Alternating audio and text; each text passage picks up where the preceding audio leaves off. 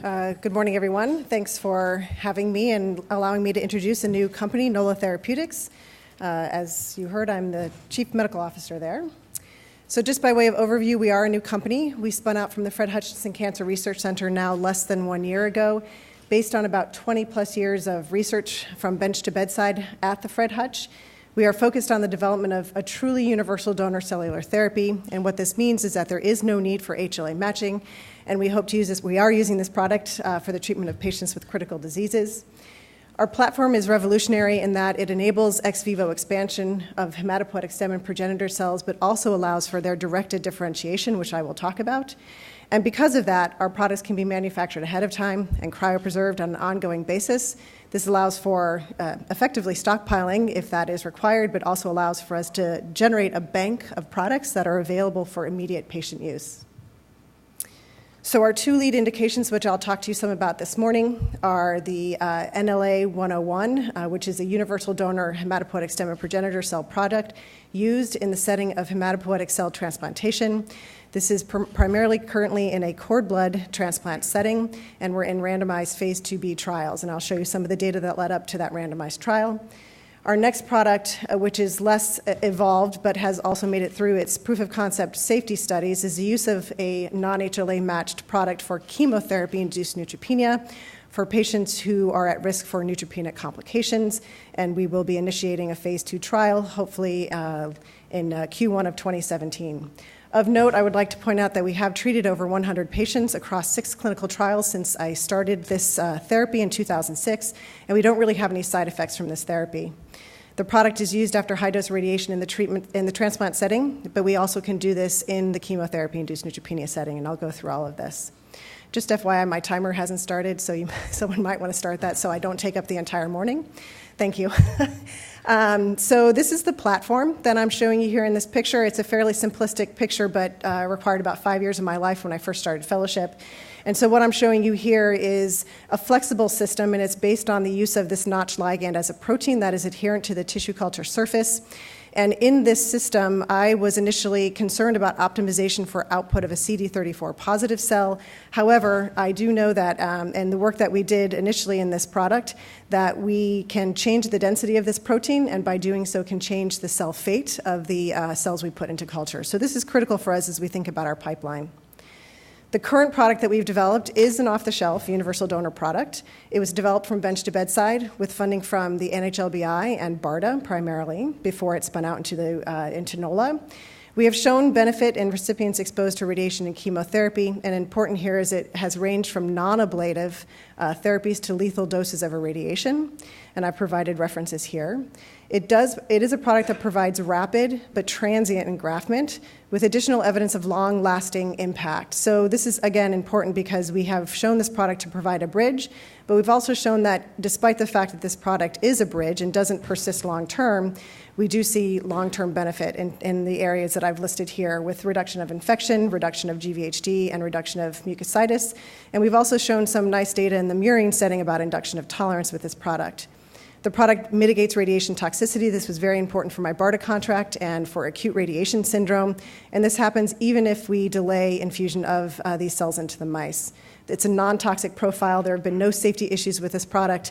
We've had no transfusion-related GVHD, no alloimmunization, and importantly, we've been able to show and publish this data that we have genetic fidelity from the starting initiating cell through to the product at the end. So here's our pipeline. I won't go into, given the fact that, now I have 13 minutes, I won't go into the whole pipeline here, but suffice to say that we are farthest along in the use of these cells in a transplant setting, in a chemo-induced neutropenia setting. And then you can see that below there are really the things we already have data in. These are not things we're about to begin, but we have shown quite clearly in preclinical settings the ability to reduce infection, have this product act as a medical countermeasure, and we have some evidence for immune modulation. So this is really, again, a summary slide, and the point here is to show you that we have gone from an academic center into an actual spin-out. The initial studies were done in 2006, and the important thing here is that this was in a patient-specific manner. So as a previous speaker mentioned, this was not autologous, but it was a donor that was identified for a specific patient, which complicates things. And this first trial, which I will not go into, was really a home run for me as an academician. I was able to show that we could effectively reduce time to neutrophil recovery in a cord blood transplant recipient from 26 to 11 days, which is really critical for these patients. And although we were able to show that this method was clinically efficacious, I did not feel like it was clinically feasible. And that's what initiated this search for the development of a universal donor product. And you can see that we've now translated this to a universal donor product, have completed proof of concept studies.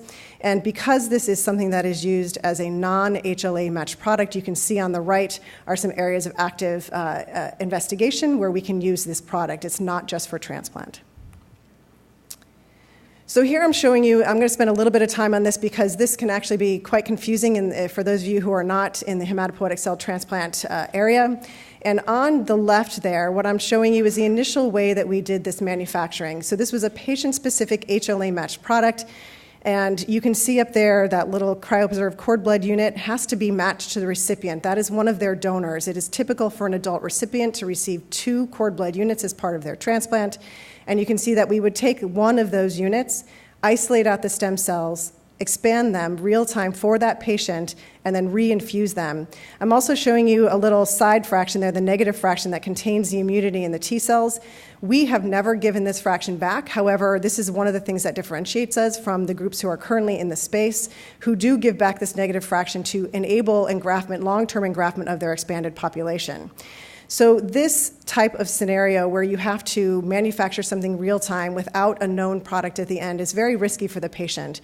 They have to accept the risk that they may relapse during the time that they are waiting for their cells to be manufactured, the risk that the product may not hit release criteria and may not actually get to be infused into that recipient, and it is one of their donor products, or they can have infections or other things that delay them. And on the right, what I'm showing you is the process that we've now moved to today using a cryopreserved off-the-shelf product.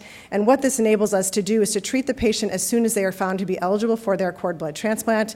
They can start their conditioning regimen the next day with no delay. We identify, again, just like on the left, we identify a cord blood donor or donors, and that is used as their permanent source of hematopoiesis and rescue.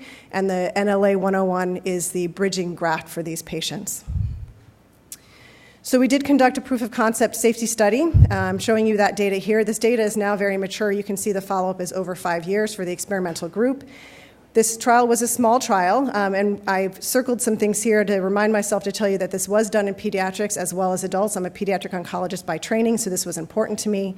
And I'm comparing 15 patients treated at the Fred Hutch with our expanded product compared to 50 patients also treated at the Fred Hutch, exactly the same way, but without our expanded product. So there are really no differences between the two groups.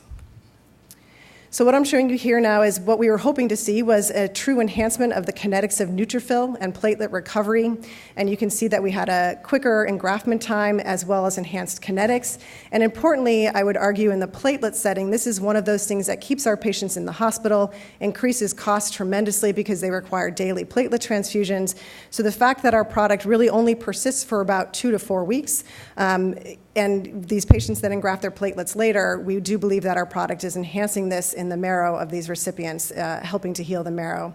You can see that we were able to achieve a median cell dose, CD34 cell dose of 6 million per kilo, in contrast to a conventional cord blood transplant recipient who receives far less than that, and that's what delays their kinetics of recovery. So this was quite exciting. However, I would argue that what I'm showing you here on this slide was perhaps the more compelling data that we were able to assess from this small trial. So up on the left, for those of you who are not familiar with cord blood transplants recipients have now been repeatedly shown to have a reduced risk of relapse. And again, this is critical for our patients who are undergoing hematopoietic cell transplant for a chance of a cure. If you have disease coming into your transplant, you are far more likely to relapse after unless you get a cord blood transplant. So this is huge for these patients, and we wanted to ensure that our product did not somehow reduce that benefit. And you can see here that the patients who received NLA 101 are in yellow, and they were equivalent to the relapse rates for the patients in blue. We only had two deaths on this study, none from transplant-related mortality, and although I didn't go into the background of cord blood transplants, this is really the biggest risk for a patient who undergoes a cord blood transplant. Because they have a delay in their neutrophil recovery and platelet recovery, they are at much higher risk from early death due to lack of neutrophil recovery, so from infection and from bleeding complications. So we had absolutely no deaths due to transplant-related mortality. That remains true today. We only had 2 deaths, and those were both from relapse. So that led to an excellent disease-free survival. But I will point out that this is all data from the Fred Hutch, and our recipients do far better than the national standard. So even comparing ourselves to that high rate of 67% for the conventional arm, our patients did quite well.